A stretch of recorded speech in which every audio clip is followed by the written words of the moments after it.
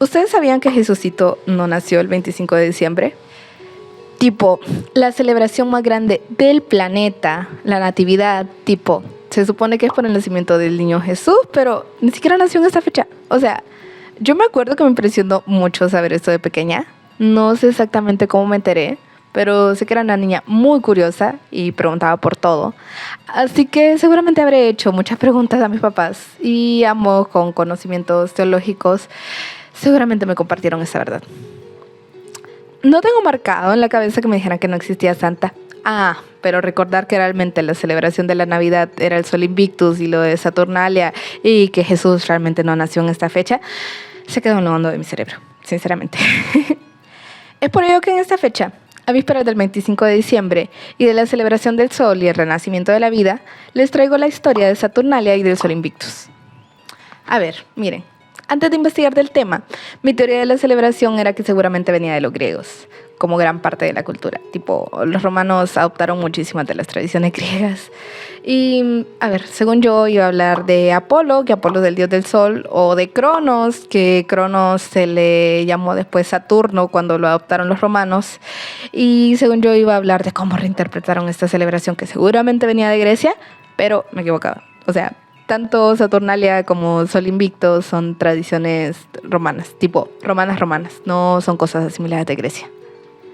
La celebración de Saturnalia viene cargada de una larga tradición romana, mientras que el culto al Sol Invictus fue muchísimo más reciente. Por lo tanto, permítanme hablarles primero sobre Saturnalia y por ende del dios deidad Saturno. Sé que ahora conocemos a Saturno como sinónimo de Cronos, pero esto no siempre fue así. Previo a adaptar esta tradición helénica de Cronos, Saturno ya era un dios por sí mismo, hecho y derecho, con su culto de historia canónica propia en la cosmovisión romana. El Saturno de la tradición romana era conocido por ser el dios o deidad de la agricultura y su celebración de culto era el 17 de diciembre, aunque luego se extendió de la semana del 17 al 23 de diciembre. Pero a ver, ¿por qué Saturno? ¿Qué tenía de especial? Bueno, el Saturno de esta tradición era el dios de la agricultura. Es por ello que se representa con una hoz o guadaña, herramientas que se utilizaban al momento de la cosecha en la agricultura. También Saturno representaba una época en la que todo era mejor. Y sí, desde la antigüedad admirábamos del pasado y pensábamos que antes todo era mejor. En fin, se veía la época de Saturno como una edad de oro. Y como todo aquel que anhela el pasado, tenía una visión romantizada de esta época anterior como idílica. Cuando se rememoraba la época de Saturno, en general se hacía énfasis en que era un momento en que había igualdad, en la que todos recibían los mismos recursos, en la que no habían jerarquías. Yo personalmente me imagino que hacía ilusión a esta época de las tribus nómadas o a lo mejor de las primeras sin asentarse, cuando todavía no tenían estas sociedades tan estratificadas con grandes poblaciones. Y es eso, estaban anhelando como de, ay, ¿se acuerdan cuando cazábamos pececitos? No sé por qué dije cazar pececitos, realmente. ¿Se acuerdan cuando cosechábamos bayas y cazábamos uno que otro mamut y pescábamos y todos éramos iguales? Bueno, realmente creo que en su mundo idílico ya estaban todos los recursos dados. Pero bueno, la cosa es que estaban rememorando esas épocas y bueno, es eso. Era como alabar ese pasado idílico. De hecho, un dato interesante es que se dice que el culto a Saturno era muchísimo más antiguo que la civilización romana como tal. Es decir, seguramente era como de los inicios de la agricultura. Pero no encontré tanta información al respecto. Pero bueno, continuemos. Ahora que entendemos lo que simboliza el dios Saturno para los romanos, podemos hablar ahora de la fiesta de Saturnalia o las fiestas saturnales. Miren, si yo resumiera esta celebración en pocas palabras, sería una mezcla entre lo que conocemos hoy como Navidad, mezclado con mucha algarabía, con un ambiente tipo carnaval, con mucha burla, mucha alegría. Era un momento sin ley. Mucho caos, mucho desorden, pero en general era un ambiente de fiesta, eran celebraciones, era la celebración más esperada del año. Y a ver, ¿cómo no hacerlo? O sea, a la gente le encanta la fiesta y la divierta. Originalmente, la tradición de Saturnalia viene con la finalización de un ciclo, el ciclo de la siembra. Cuando las personas terminaban sus labores en el campo porque se acercaba el invierno, celebraban esa libertad de sus labores con mucha alegría, con mucho júbilo. Las escuelas cerraban, nadie trabajaba y también se daba algo muy curioso. Se invertían los roles. Los esclavos eran libres e incluso algunos mandaban a sus amos. Es decir, el amo era esclavo y el esclavo era amo. Esta práctica se daba para rememorar esos viejos tiempos, la época en la que todo era mejor. Y se rendía culto a Saturno de esta manera, a su edad de oro, con esa bandera de igualdad y de libertad. Eran como unos días fuera del tiempo. Esta norma que se regía en la cotidianidad no aplicaba en estas fechas. De hecho, se dice que el gorro frigio Pilion, que estaba ligado a la imagen de los esclavos, se convirtió en estas fechas en un símbolo de igualdad. Todos en la ciudad en estas épocas saturnales llevaban este gorro como un símbolo tanto de libertad como de igualdad. De nuevo, repito, esto en las ciudades, me imagino que en el campo no hacían esto para empezar, seguramente ni siquiera habían esclavos en este contexto, pero bueno, en las ciudades, con toda esta algarabía, toda esta fiesta, no sé qué, andaban ahí con su gorrito frigio, celebrando en modo Ios Saturnalis. Porque decían Ios Saturnalis cuando en esta fecha es como decir, no sé, Feliz Navidad ahora. En fin, continuamos. Siguiendo con este ambiente carnavalesco, se daba la elección del rey de los Saturnales. Este era un rey de mentiritas y era el que presidía las fiestas, el que daba órdenes absurdas y las personas obedecían, por más extrañas que se fuesen. De nuevo, todo esto se va en un contexto de fiesta. O sea, es similar como cuando en las fiestas de ahora te hacen en modo de te reto a que bebes tanto o te reto a esta otra cosa. No sé, es un contexto cotidiano. No sé, todo esto que en un contexto cotidiano no realizarías.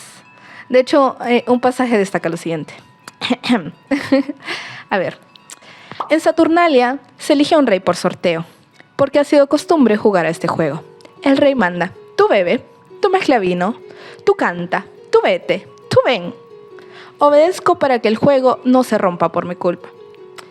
Fin del pasaje. O sea, de nuevo, es eso. No vas a no obedecer porque es como de, ay, qué aburrido este. O sea, estamos en modo fiesta divierta, como, ¿por qué no vas a hacer caso? Divertirte un rato, no seas tan amargado. O sea, es como de, lo mismo ahora, si alguien se presea de hacer las cosas. Es como de, ay, a la otra no invitamos, o sea, ni hace nada. O sea, X. En fin. Por cierto, también en este contexto los juegos estaban permitidos, las apuestas, todo era fiesta total. De nuevo, en la normalidad era condenado las apuestas, los juegos, etc. Pero en estas fechas no se le condenaba a nadie durante la fiesta de Saturnalia. Era desenfreno total.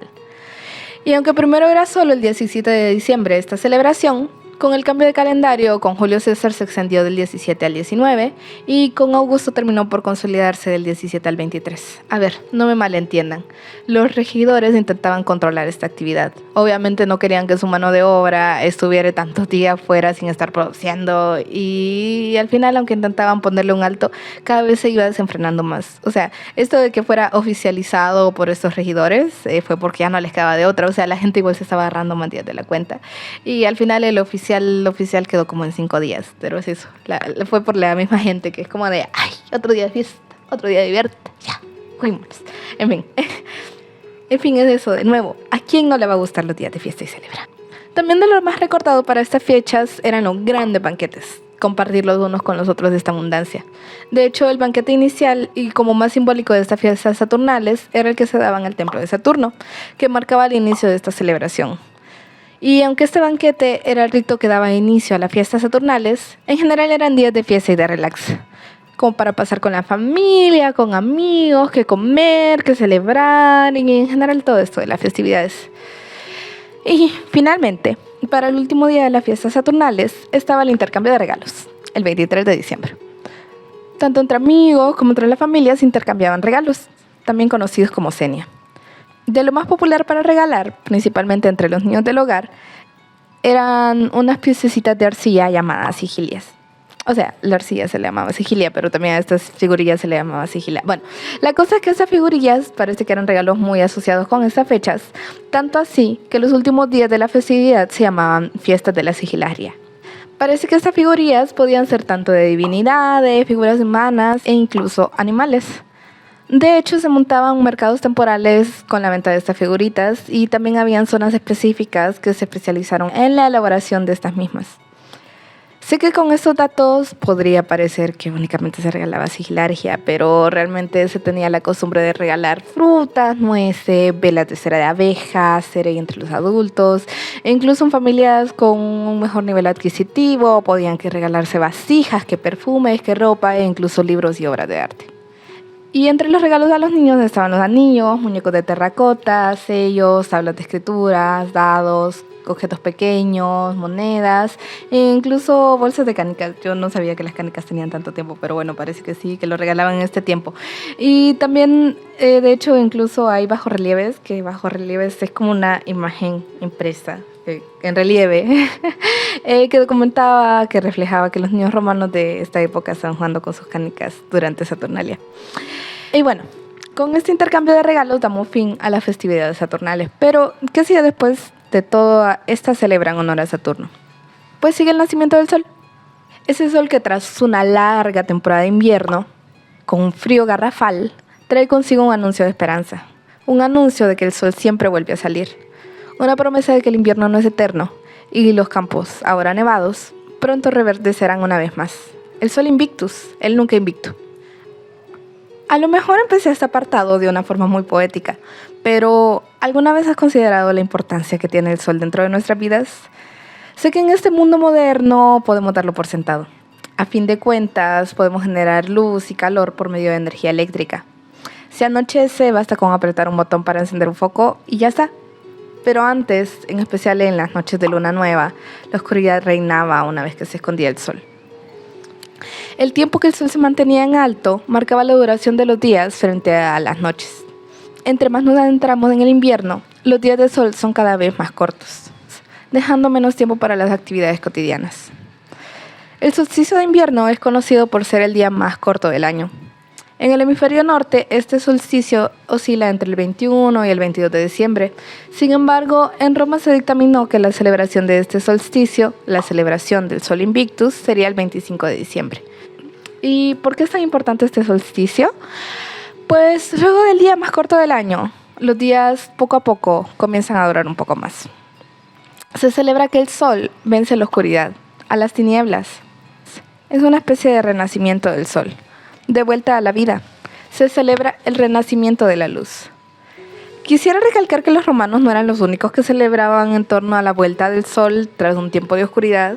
Muchísimas culturas tenían historias y cultos en torno a la vuelta del sol. Muchos incluso lo atraen con bailes, con alegría, con júbilo, porque regrese y renazca esa luz que trae vida y alegría al mundo. Sé que la información respecto a la festividad del Sol Invictus puede parecer insignificante frente a toda la algarabía que traje de los Saturnales, pero es que, de verdad, el Sol era sinónimo de vida, de calor, de siembra, de prosperidad. La ausencia de este implica muchas veces temporadas de hambruna, de frío, de un frío que cala hasta los huesos, de debilidad. Incluso en la naturaleza hiberna durante el invierno. La mayoría de las plantas y flores perecen y renacen hasta la primavera. Muchos animales se resguardan durante toda la temporada hasta que regrese el sol. Incluso el agua en muchas regiones se congela. Es como si la vida misma se estuviera durmiendo. Y no sé, que el sol paulatinamente regresara a la vida era un sinónimo de celebración, puesto que su renacimiento era motivo de júbilo y alegría para todos. Es por ello que se fija la celebración del nacimiento de Jesucito en esta fecha. Primero, porque era más fácil asimilar una festividad que ya estaba preestablecida previamente. Y segundo, porque la figura de un sol podía asemejarse con mayor facilidad a Jesucito, que puede verse o interpretarse como que trae luz al mundo. De nuevo, el nacimiento de la luz. Esto de asimilar fechas de tradiciones antiguas para cambiarlas por nuevas ha pasado muchísimo a lo largo del tiempo. Es loco pensar que a lo mejor algunos romanos estaban en mood, celebración saturnal, y luego que el sol, y de repente para como... ¡Ah! ¡Qué gusto que está celebrando a Jesús y adoptando nuestras nuevas tradiciones cristianas impuestas por el nuevo gobernante Constantino! Y los romanos tipo, pero llevamos cientos de años celebrando a Saturno y al sol, tipo yo había ponido mi sol acá y lo sigo celebrando. Y el otro tipo, no, ahora solo puedes adorar el nacimiento de Jesucito en esta fecha. ¿O quieres cárcel? Ok, no se toman esto en serio. O sea, hasta donde yo sé, no iban a la cárcel. O sea, lo que quiero decir es que esta celebración databa desde hace mucho más tiempo. Y no era extraño seguirle celebrando, tipo, no se iba a detener de un momento para otro solo porque el gobernante decidiera cambiarle el nombre a la celebración. Y lo que hizo Constantino, por cierto, fue que adoptó el cristianismo como religión oficial del imperio, pero no es que iba y asesinaba a todos los que creían en Apolo o en Zeus. Fue más bien una especie de tolerancia religiosa a esta religión cristiana, que hasta entonces se había mantenido como en la clandestinidad. Constantino vino, adoptó esta religión y dijo, bueno, ahora todo el imperio va a ser de esta religión. Y fue paulatino. De hecho, posteriormente es que intentaron incentivar el cambio a esta creencia cristiana con elementos que pudieran asimilar ellos, así como coincidir esto de la celebración del sol con el nacimiento de Jesucito. Pero bueno, todo esto ya sería un tema aparte realmente. Y no sé, me encantó sumergirme en esta pequeña investigación de los inicios de lo que hoy conocemos como Navidad. Realmente la natividad tiene muchas aristas que podemos explorar y esta fue solo una de las muchas posibles interpretaciones que tiene. Es de entender que esta tradición ha pasado por tantas culturas y tantas tradiciones que tiene muchísimas particulares, muchísimos símbolos, muchísimas particulares regionales y sin embargo sería demasiado cargado explorar en un solo video tantos posibles caminos. Y en este en particular quería entender este origen del que alguna vez me hablaron de pequeña, muy por encima del Sol Invictus y las fiestas saturnales. ¿Ustedes sí sabían esto sobre el nacimiento de Jesucito?